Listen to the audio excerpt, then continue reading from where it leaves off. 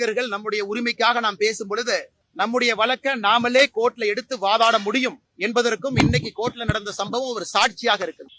எவ்வளவு பெரிய மனிதர்களாக எப்படிப்பட்ட பொறுப்பில் இருந்தாலும் கூட எந்த ஒரு சாமானிய மனிதனும் தன்னுடைய சொல்லியிருக்கக்கூடிய குற்றச்சாட்டின் மீது நம்பிக்கை இருக்கும் பட்சத்துல நாம வாதாடலாம் அப்படிங்கிறது தான் நாங்கள் இன்று செய்திருக்கின்றோம், தொடர்ந்து செய்வோம். எனக்கு பத்திரிகை நண்பர்களுக்கு இந்த வழக்கு சம்பந்தமான அப்டேட், ஏன்னா என்ன கிராஸ் கொஸ்டின் பண்ணோம், என்ன பதில் சொன்னாரு, என்ன கேள்வி கேட்டோம் அப்படிங்கிறது இப்ப நான் சொன்னா அது சப்ஜுடிஸ் மேட்டர்ங்கிறனால நான் பேச முடியாது.